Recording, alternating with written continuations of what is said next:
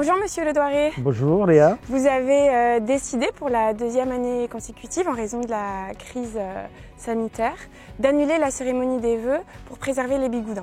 Effectivement, je suis malheureusement déçu de ne pas pouvoir partager ce moment solennel et à la fois fraternel et sympathique qui est la traditionnelle cérémonie des vœux en public.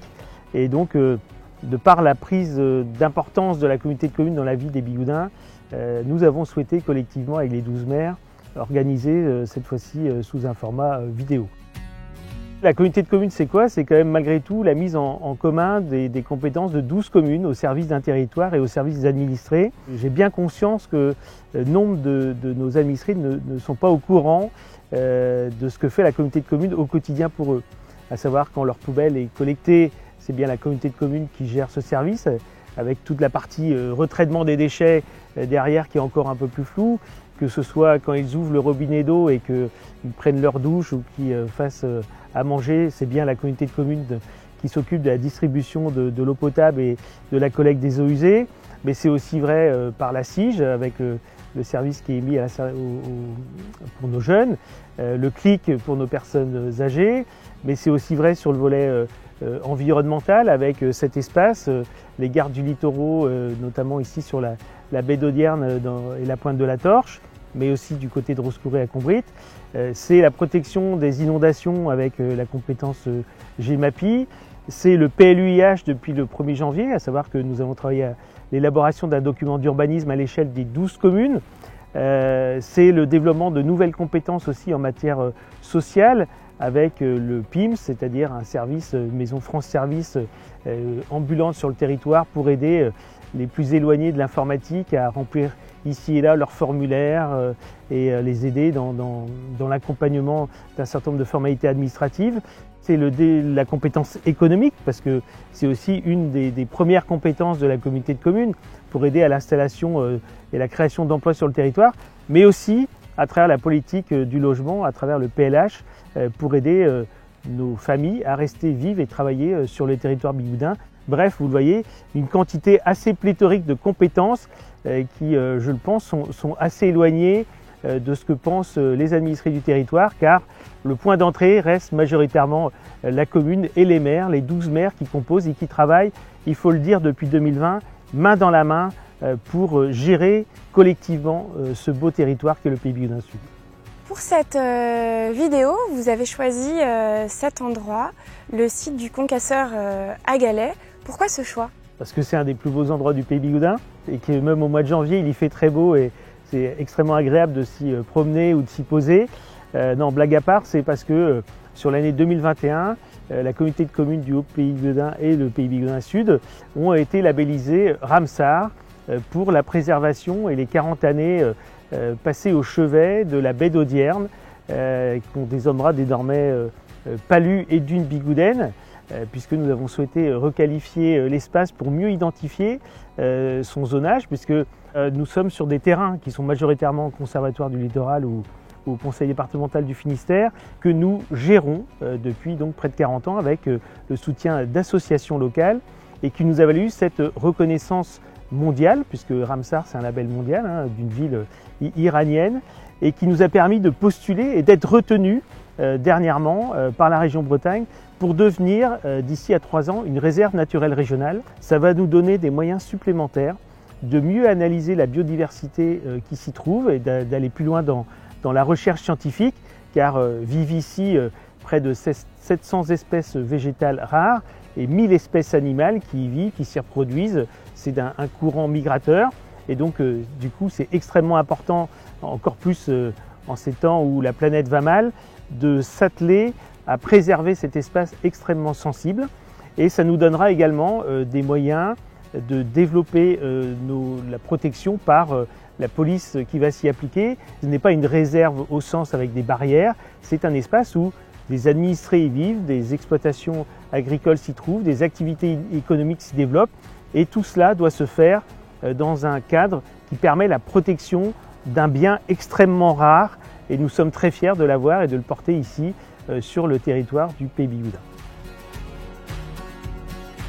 Cette préservation des espaces naturels sensibles semble venir en écho à votre projet de territoire de 2022 Est-ce que vous pouvez nous en dire un petit peu plus ?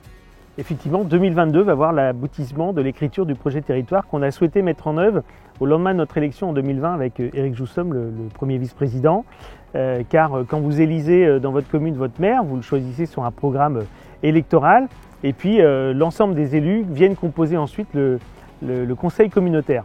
Et nous avons souhaité écrire ce projet à 12 mains, 12 communes, 12 maires, mais au-delà des 12 maires, c'est l'ensemble des conseillers qui siègent à la communauté de communes et à travers une large consultation, l'ensemble des habitants pour bien connaître leurs attentes et voir si les élus et les habitants partagent le même souhait de développement et d'aménagement du territoire. Et c'est une étape extrêmement importante parce qu'elle va être notre fil conducteur pour les 10 prochaines années, pour toute notre politique d'investissement et de fonctionnement, que ce soit en matière économique, en matière de logement, en matière de protection environnementale. Et d'ores et déjà, on va aussi écrire notre PCAET, donc notre plan climat-air-énergie, qui va démarrer sous quelques semaines. C'est aussi le développement de micro-crèches sur les communes du Guilvinec et de Combry pour mieux répondre aux attentes de nos administrés, car quand vous voulez développer le volet économique et faire en sorte que les jeunes ménages restent travailler au pays, ça suppose aussi que la communauté les accompagne dans les moyens de garde, d'où la création de ces micro-crèches, car c'est quelque chose qui nous était remonté. C'est aussi travailler sur les mobilités, car on n'est pas toutes et tous avec les mêmes moyens de locomotion et c'est une demande de plus en plus prégnante. Et c'est aussi un moyen de nous reposer la question sur notre développement touristique, qui est la deuxième source économique de recettes pour l'ensemble du Pays Bigouden. Or, on a bien vu que la surfréquentation peut être un souci, surtout quand, comme ici, on veut préserver un espace exceptionnel, une petite pépite que les dunes et Palu-Bigouden. Et donc d'un côté, on ne peut pas devenir réserve naturelle régionale et en même temps autoriser une expansion touristique trop importante. Donc c'est un moment crucial qui va être notre fil conducteur, je le disais, et qui va nous permettre d'avoir une vraie ligne directrice et de mieux répondre aux attentes de nos administrés, de faire en sorte que aussi la communauté de communes soit mieux perçue dans son environnement et comme un acteur majeur pour l'ensemble des administrés du territoire du Pays Bigouden, sans doute un des plus beaux pays, pour ne pas dire le plus beau pays où venir s'installer, vivre et s'établir. Merci Monsieur Le Douaré. Est-ce que vous avez un dernier mot à adresser aux Bigoudins ? Qu'ils continuent à nous suivre et à participer au travail de la communauté de communes en consultant nos sites Facebook, Instagram, Ancrez-vous en Pays Bigouden, le site Facebook de la CIGE, le site communautaire, car c'est un lieu d'échange aussi et de transmission de l'information.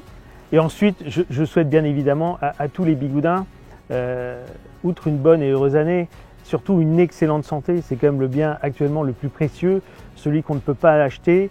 Et surtout, très vite sortir de cette Covid pour retrouver tous ensemble ces moments de fraternité, de sympathie, de joie, de vie collective qui font l'essence même du Pays Bigouden depuis des siècles et surtout qu'ils profitent de ce territoire exceptionnel pour s'épanouir.